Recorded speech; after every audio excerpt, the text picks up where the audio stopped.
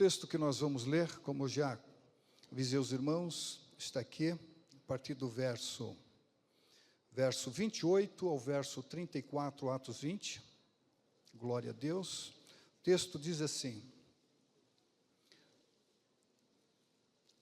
Olhai, pois, por vós e por todo o rebanho sobre que o Espírito Santo vos constituiu bispos, para apacentardes a igreja de Deus, que ele resgatou com o seu próprio sangue. Porque eu sei isto, que depois da minha partida, entrarão no meio de vós lobos cruéis, que não perdoarão o rebanho, e que dentre vós mesmos se levantarão homens que falarão coisas perversas para atraírem os discípulos após si. Portanto, vigiai, lembrando-vos de que durante 3 anos não cessei, noite e dia de admoestar com lágrimas a cada um de vós. Agora, pois, irmãos, encomendo-vos a Deus e a palavra da sua graça, a Ele que é poderoso para vos edificar e dar herança entre todos os santificados. De ninguém cobiceis a prata, nem o ouro, nem o vestido. Vós mesmos sabeis que para o que me era necessário, a mim e aos que estão comigo, estas mãos me serviram. Amém? Oremos ao Senhor, nosso Deus e nosso glorioso Pai. Eu quero te louvar, Senhor, pela tua palavra que foi lida nesta noite, e peço ao teu Espírito Santo, Senhor, que venha ministrar, Senhor, no interior deste servo, que a tua graça, a tua bondade, a tua misericórdia, Senhor, venha iluminar a minha mente, e que nós possamos, Senhor, ao término desta palavra, possamos sair daqui edificados, unidos pelo teu Espírito, em nome de Jesus. E todos dizem: amém. Toma o seu assento, por favor. Meus irmãos,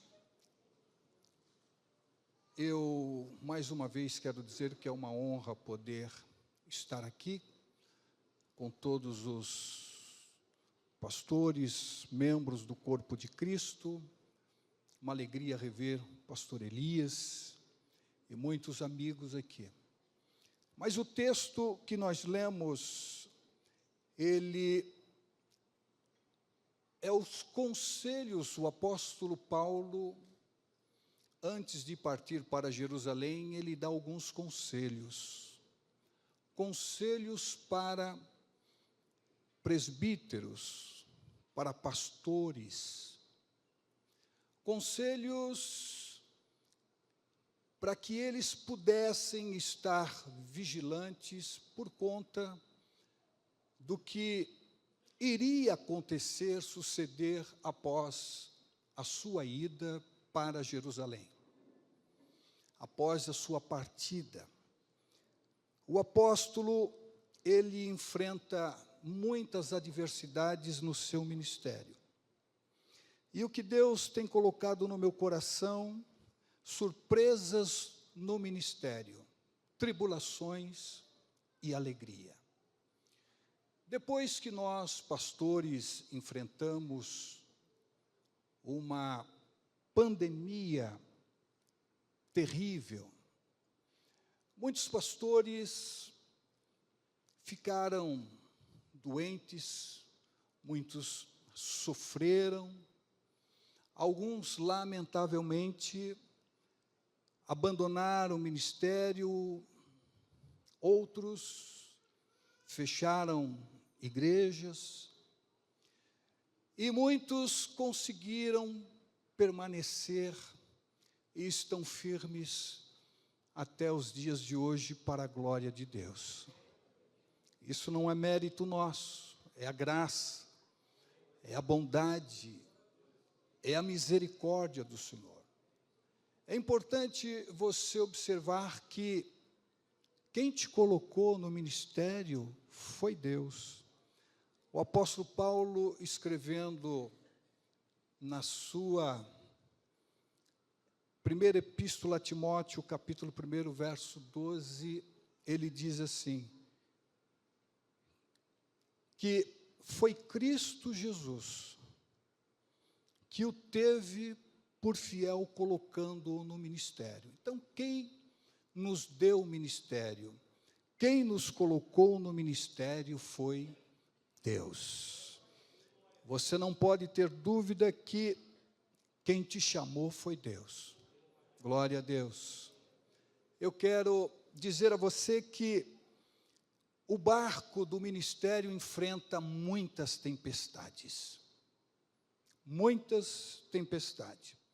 O apóstolo Paulo, quando ele conclui a sua terceira viagem missionária, ele passa revendo as igrejas, fortalecendo os irmãos, e ele tem uma preocupação de ir para Jerusalém, até porque ele não havia participado da Páscoa lá em Jerusalém.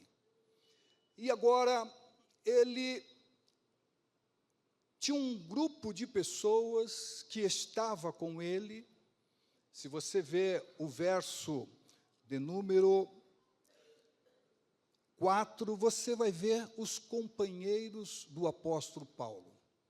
Aquelas pessoas que estavam com ele, pessoas que representavam as igrejas, e todos eles, sabendo das necessidades que estava tendo lá em Jerusalém, ele faz coletas, levanta ofertas, e essas pessoas estão acompanhando o apóstolo Paulo.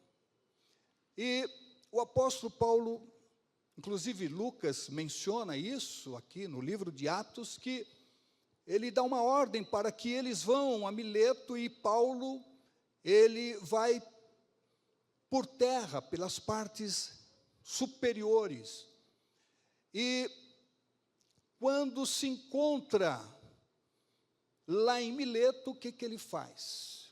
Até porque antes ele havia enfrentado um momento muito difícil, um tumulto causado por Demétrio. Aquilo desgastou o ministério do apóstolo. E agora ele chega em Mileto, está próximo de Éfeso, e ele chama os pastores para que fossem lá, porque ele haveria de dar alguns conselhos àqueles pastores. E o apóstolo, quando recebe aquelas pessoas, aqueles pastores, ele começa dizendo: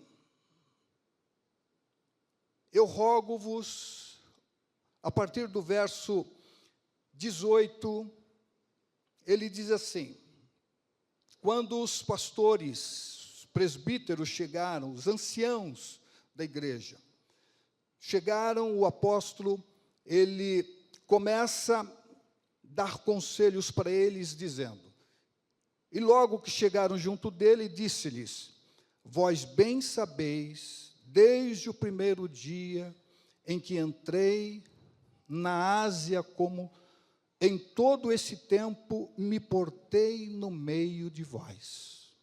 O apóstolo lhe diz: vocês estão vendo como foi a minha conduta, o meu testemunho no meio de vocês. E Paulo diz assim, olha, servindo ao Senhor com toda humildade e com muitas lágrimas e tentações que pelas ciladas dos judeus me sobrevieram. E ele diz: como nada que útil seja, deixei de vos anunciar e ensinar publicamente e pelas casas, testificando tanto aos judeus como aos gregos a conversão a Deus e a fé em nosso Senhor Jesus Cristo. Então ele diz assim, ele lembra, ele olha para o passado. Ele faz aqueles pastores lembrarem como foi difícil para ele. Não foi fácil. Enfrentou muitas dificuldades, perseguições, afrontas, ameaças. Pessoas que o abandonaram, pessoas que o traíram. E o apóstolo, ele lembra, ele olha para o passado, e a gente sabe que os maiores problemas de depressão têm a ver quando as pessoas ficam presas ao passado, olham somente para o passado. O estresse tem a ver com o presente, com o que nós enfrentamos, estamos passando. E quando você olha para o futuro, o que vem é a ansiedade. A ansiedade, o estresse, a depressão, tem tudo a ver com o momento que estamos vivendo. Mas o apóstolo, ele olha diante de tudo o que ele enfrentou, ele diz para aqueles pastores: olha, eu estou ligado pelo Espírito. Eu vou para Jerusalém não sabendo o que me há de acontecer. Ele não sabia. Quais seriam as surpresas que ele enfrentaria nesta viagem, nesta ida para Jerusalém? E é importante nós entendermos que ele diz, olha, senão o que o Espírito Santo, de cidade em cidade, me revela, dizendo que me esperam prisões e tribulações. Ele tinha certeza que viriam ainda mais adversidades, sofrimentos, tribulações, e ele continua dizendo que ele não tem a vida dele como preciosa. Ele diz, olha, para mim o que importa é cumprir com alegria. Parece até um paradoxo. Cumprir com alegria os sofrimentos, as adversidades. Ele diz, a minha vida não é preciosa. Para mim, o mais importante, o mais precioso que eu tenho é a minha missão, é o ministério que recebi do Senhor Jesus. Literalmente, o texto diz, o ministério que recebi do Senhor Jesus para dar testemunho do Evangelho da graça. E ele continua dando esses conselhos àqueles pastores, àqueles obreiros, e com certeza estava ali presente os representantes das igrejas que estavam com as ofertas que seriam direcionadas lá para Jerusalém. E ele continua dizendo, e agora, na verdade, sei que todos vós, por quem passei pregando o reino de Deus, não vereis mais o meu rosto. Olha que tristeza. Ele dá uma palavra que causa um impacto, porque primeiro ele não sabe o que vai acontecer com ele, Mas o apóstolo tinha certeza que aqueles homens, aquelas pessoas, não veriam mais o seu rosto. E ele diz assim: portanto, no dia de hoje, vos protesto que estou limpo do sangue de todos, porque nunca deixei de vos anunciar todo o conselho de Deus. E quando chega aqui no verso 28, ele diz: olhai por vós e por todo o rebanho sobre que o Espírito Santo vos constituiu bispos, pastores. Antes de olhar pelo rebanho, primeiro ele diz: olhai por vós. Ele está dizendo: olha, pastor, olha, se cuida de você, cuida das suas emoções, porque nós somos psíquico, emocional e transcendental. Ele diz: olha, se preocupa com as tuas emoções, cuida do seu coração. Geralmente, pastores, literalmente falando, mas muitos partem por conta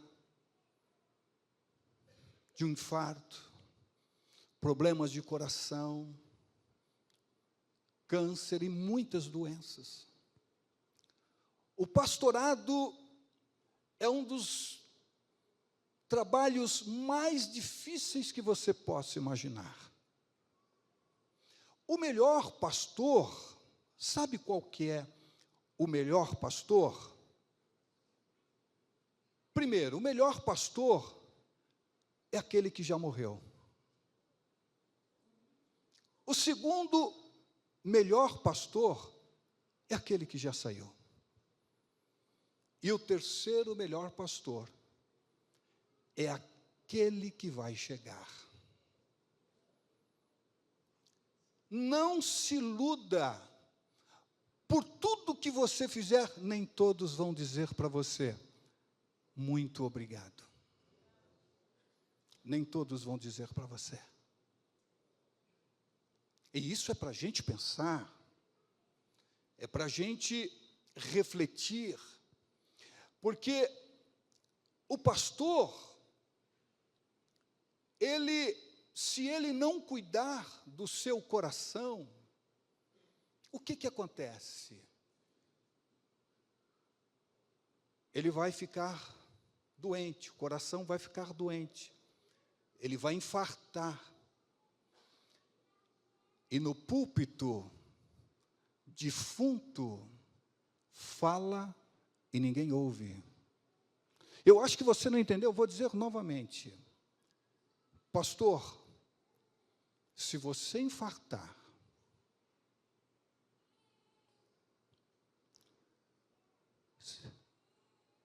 coração doente infarta o ministério. Ministério infartado é morte. E o pastor no altar, morto como defunto, ninguém ouve.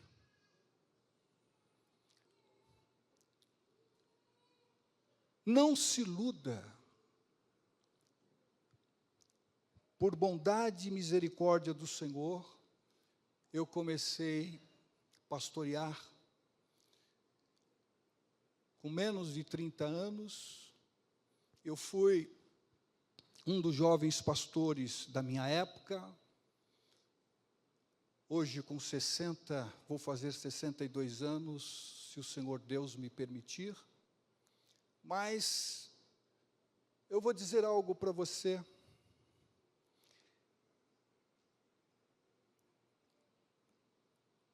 As pessoas nos amam até o sábado. Pergunte por quê. Porque no domingo, se vira o outro, eles deixam de te amar e começam a amar o outro. Pastor, o senhor está... Não, eu estou trazendo uma palavra para pastores, para obreiros. Porque muitas das vezes nós nos doamos. E há muitos obreiros, pastores, que estão no púlpito, no altar, sangrando. Você quer ver uma coisa que dói muito na vida de um pastor? Eu me lembro quando eu fui para o seminário em 89, a gente tinha uma ideia do que era o ministério. E quando você sai, você começa a olhar que é diferente. Porque o seminário te dá o título. Essa semana eu estava conversando com um pastor lá no nosso gabinete, e me veio algo e eu disse para ele, eu disse assim, o seminário te dá o título de bacharel em teologia. As nossas convenções nos ordenam a pastor, nos dão o título de pastor. Mas ser pastor é o dia a dia. É no dia a dia. É o dia a dia que vai formando o pastor. Você pode ter o título, eu posso ter o título, podemos ter o título, mas é o dia a dia. Não vai pensar que, não, é a expertise do ministério. Não. É o dia a dia. Porque um pastorado, uma coisa é você pastorear, outra coisa é você apacentar. E o dia a dia do ministério é que nos trazem tribulação, que nos traz angústia. Eu disse que uma coisa que dói e faz o pastor sangrar é quando ele é rejeitado. Você já experimentou isso? Muitas das vezes você se doa, se prepara para fazer um casamento, e eu já experimentei isso. Me doei, me preparei para fazer um casamento, e de repente, próximo do casamento, a noiva, que não era da nossa igreja, era de uma outra igreja no bairro do Ipiranga, lá em São Paulo. Aquela moça falou para o jovem da minha igreja: eu gostaria que fosse o meu pastor que fizesse o casamento. Sem nenhum problema, a gente ficou. Somos pastores. Eu disse, pode fazer. Mas chegou na hora, o pastor fez o casamento, e foi chamado para um espaço que estava lá no local. O pastor dela com a família, mas eu não fui chamado. Eu fiquei lá. Isso dói, isso sangra.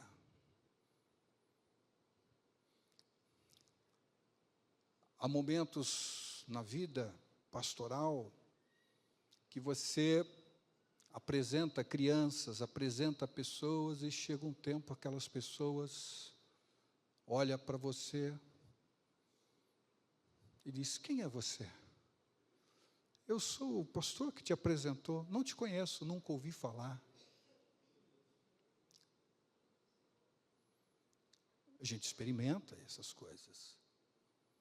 Muitas das vezes, nós sofremos muito também com uma coisa que faz um pastor sofrer, sangrar, para você parar para pensar comigo, são sofrimentos que às vezes são causados por colegas de ministério. Por pessoas que muitas das vezes estão bem próximas de nós. Porque as traições não é de quem está longe, é de quem está perto. E muitas das vezes quem está perto de você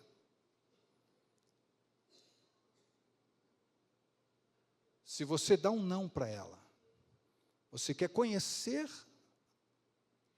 um membro, é quando você às vezes diz não para ele. Eu via no meu trabalho secular, quantas pessoas que às vezes batiam na minha porta, lá na companhia, na porta da minha sala, e quando eu abria, elas entravam, e eu estava lá para resolver o problema delas. E eu tinha muitos problemas. Na igreja, a porta do gabinete está aberto também para nós ouvirmos, para nós socorrermos. Porque existem pessoas que são curadas só pelo fato de serem ouvidas. É isso. E quando você se doa, e muitas das vezes não existe uma reciprocidade. Eu me lembro de uma ocasião que eu aprendi desde cedo que os galhos mais carregados de frutos são os que mais se curvam. E a coisa mais triste é você lidar com pessoas orgulhosas. Tem muita gente orgulhosa. Existem companheiros que, quando você se aproxima, tenta conhecer, se aproximar, a primeira coisa que eles apresentam são os títulos. São os títulos. Mas existem muitos pastores, obreiros, obreiras, que não tiveram a oportunidade que você, que eu e muitos tivemos, mas elas continuam com a graça de Deus. Não adianta ter certificados e tantas outras coisas, mas se não tiver a graça de Deus, não adianta nada. A graça de Deus faz a diferença. A graça de Deus faz a diferença.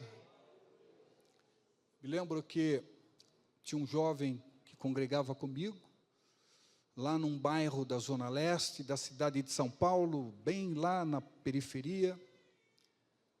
E aquele moço chegou um certo dia e disse assim: pastor, eu prestei, ou melhor, vou prestar o vestibular na FUVEST. E eu quero que o senhor ore por mim. E eu perguntei: você se preparou? Sim, pastor. Eu me preparei. Você fez cursinho? Não fiz. Mas eu me preparei, eu estudei. E aquele moço prestou vestibular. Foi aprovado. E começou a fazer letras lá na USP, na cidade universitária, na zona oeste da capital. E aquele moço, quando chegou uma certa ocasião, ele me procurou porque ele começou a se ausentar dos cultos, morava longe, ficou residente na universidade, mas como pastor, eu sempre tive aquela preocupação com ele.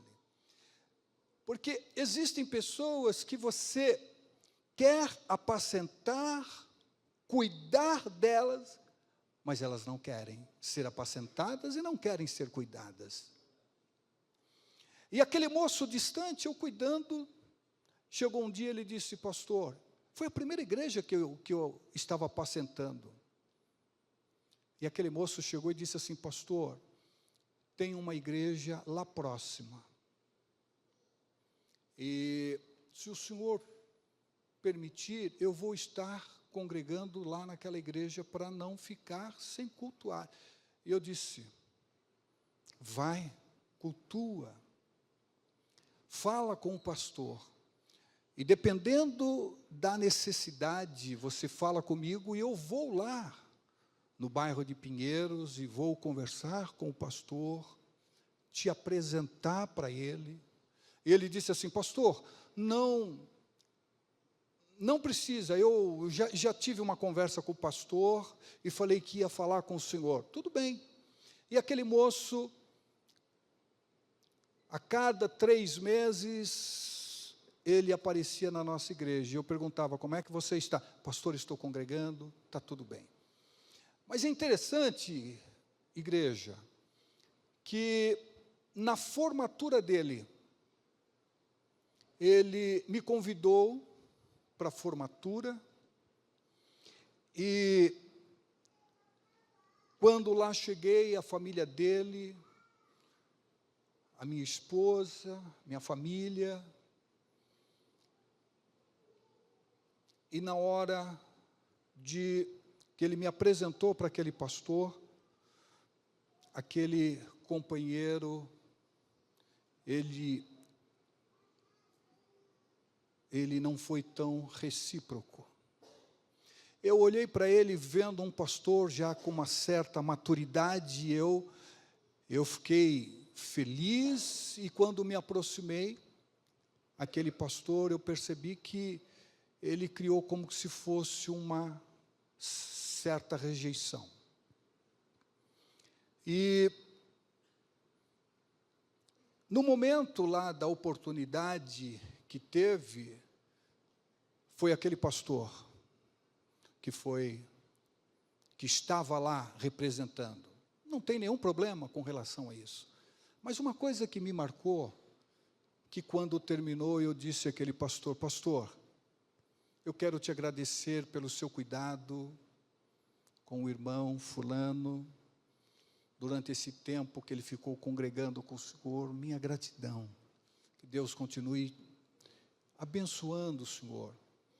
E como forma de gratidão, eu gostaria de convidá-lo, dentro das possibilidades que o senhor tem, estar indo lá na nossa igreja, ministrando, trazendo uma palavra para nós.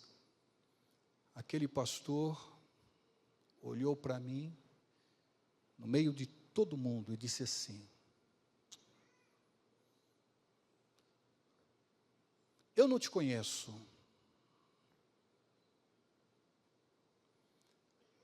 Eu não te conheço. Você não me conhece. E como é que você me chama para ir na sua igreja? Eu não tenho interesse de ir.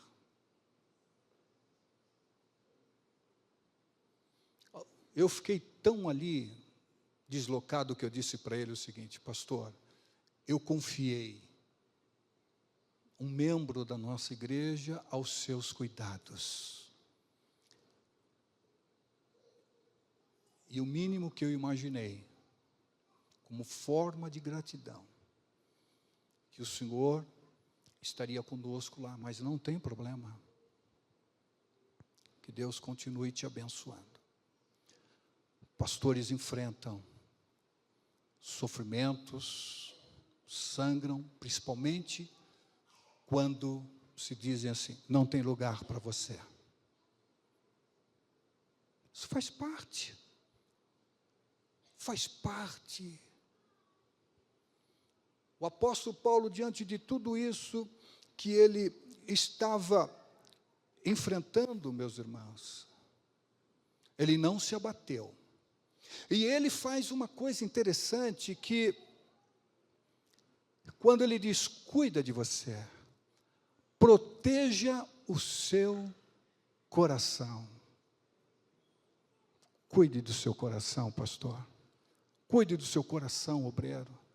Cuide do seu coração, amado irmão, amada irmã. Primeiro cuida de você, para depois cuidar do rebanho. E ele diz assim no verso 28,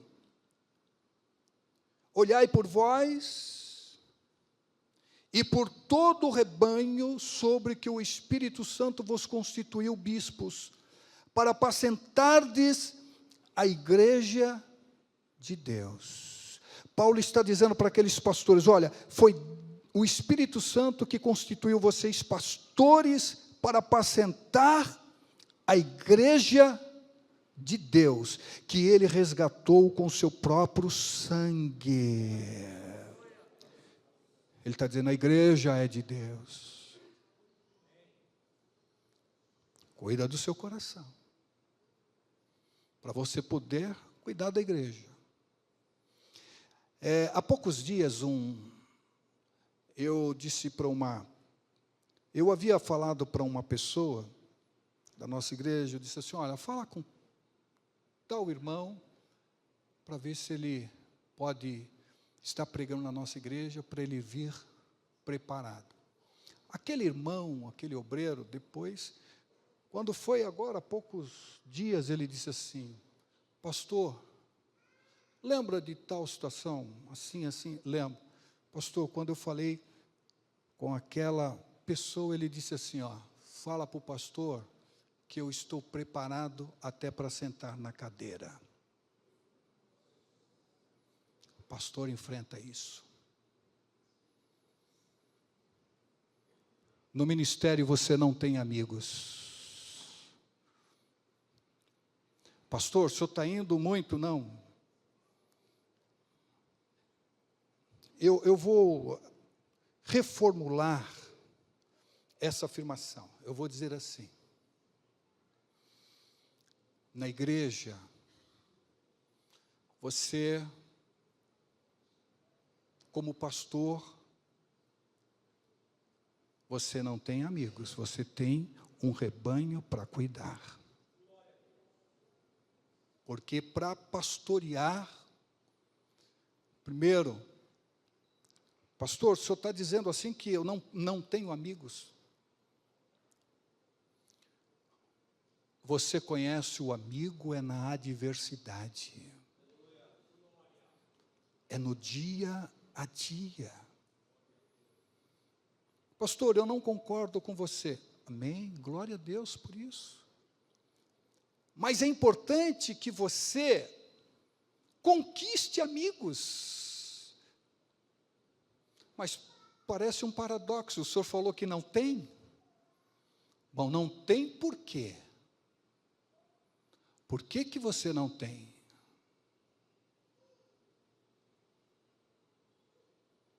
Porque muitas das vezes o problema não são as pessoas, somos nós, que nós nos isolamos. Nós nos fechamos tanto. E como pastores, nós precisamos de ombros. Você precisa de ombros. Não de mãos para empurrar. Nós precisamos de ombros.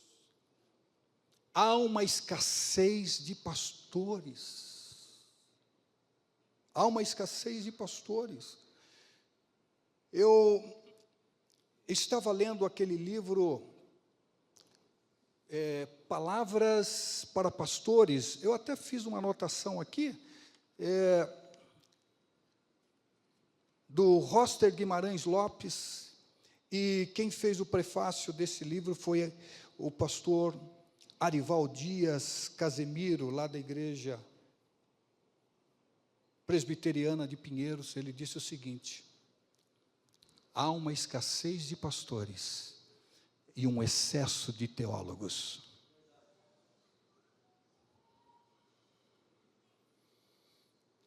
Muitos estão se perdendo por causa da sua vaidade ministerial.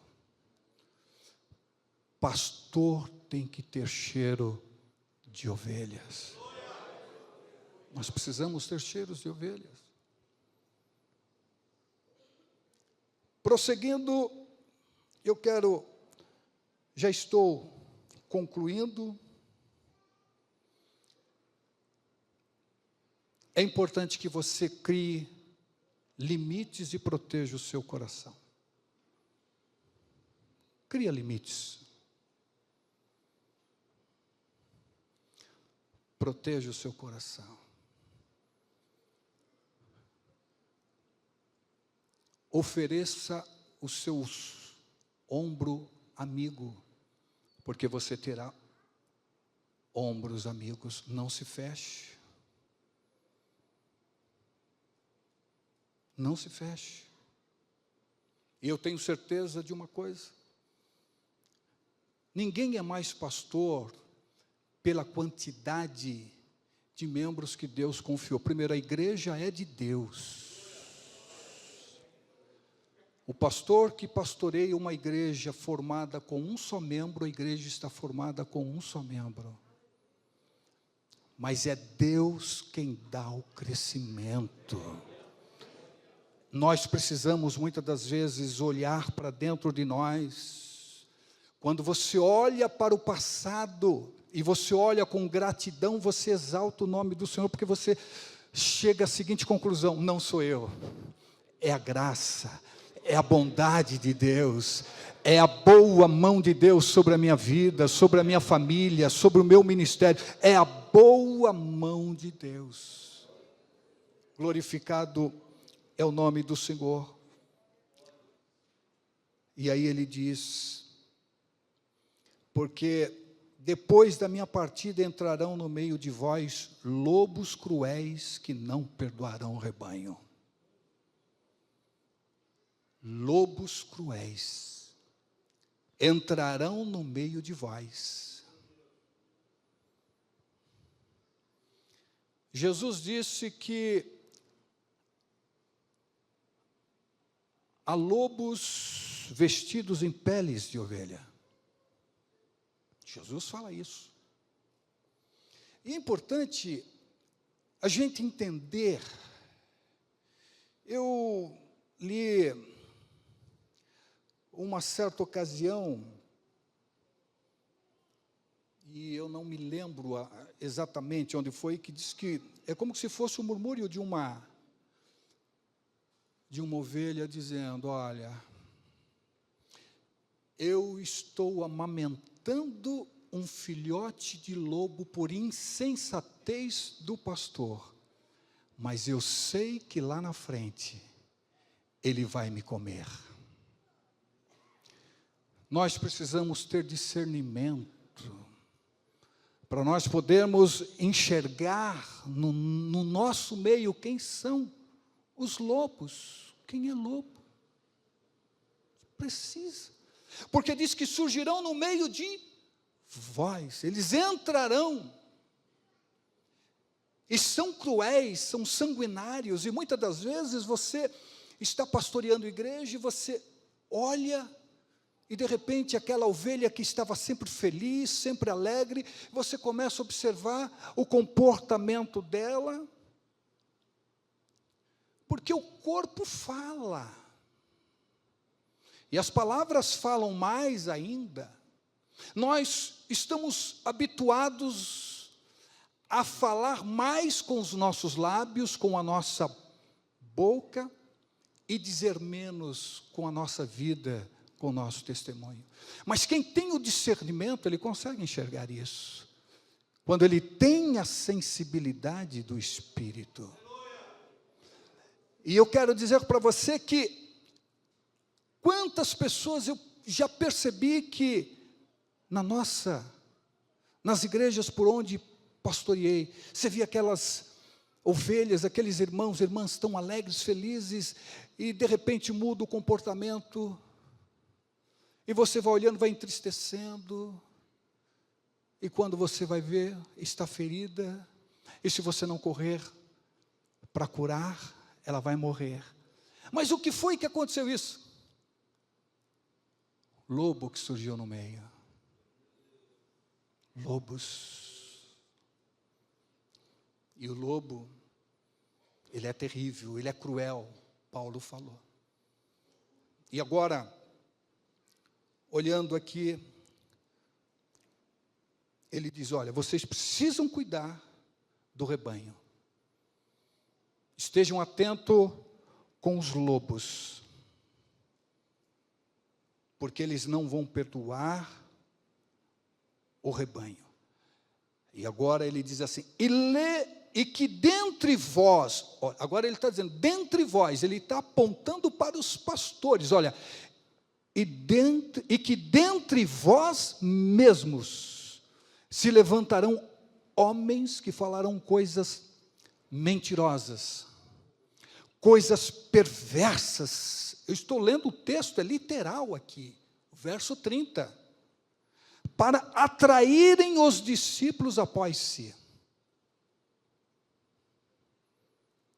Quantos pastores já enfrentaram isso? Já enfrentei muito isso na minha vida. Mas eu finalizo dizendo,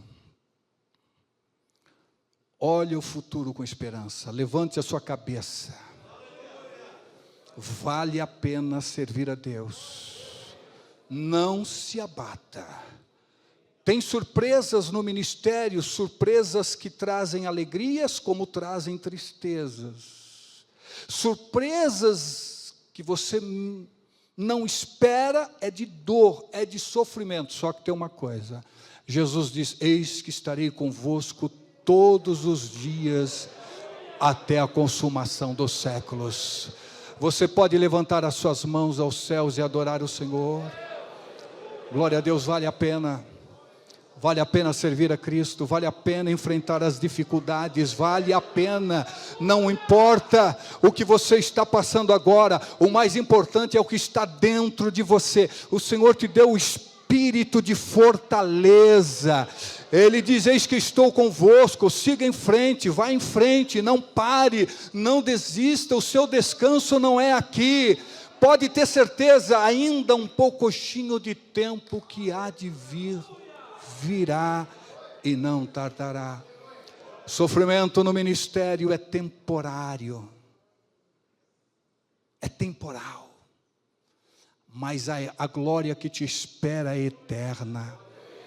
E Paulo, escrevendo a sua primeira carta aos Coríntios, capítulo 15, verso 58, ele diz, portanto, meus amados irmãos, sede firmes e constantes, sempre abundantes na obra do Senhor, sabendo que o seu trabalho não é vão no Senhor. Com a permissão do pastor da igreja, pastor Gilmar, que nos deu a honra para estarmos ministrando aqui, eu quero pedir a você para se colocar de pé, por favor.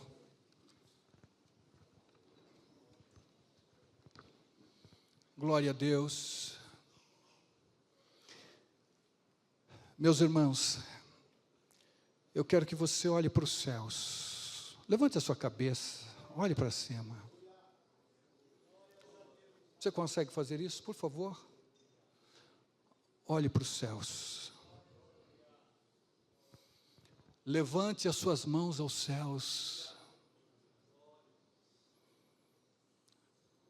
E agradeça ao Senhor por você estar no ministério e enfrentar as dificuldades, as adversidades.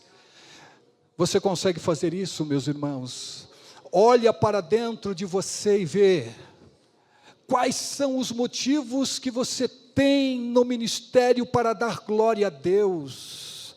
Dá glória a Deus, dá aleluia, o que você sentir. Abre a sua boca e exalte o nome do Senhor pelas lutas, pelas provações, seja o que for, glorifica o nome do Senhor Jesus, glorifica o nome do Senhor, exalte o nome do Senhor. Ore por esse irmão que está ao seu lado, fale para ele, não pare, não desista, Deus cuida de você no ministério, Deus cuida de você no ministério, o Senhor é contigo, vá em frente, siga adiante. O que está preparado para você, o ouvido não ouviu, o olho não viu e nem subiu ao teu coração, são as coisas que Deus tem preparado para você.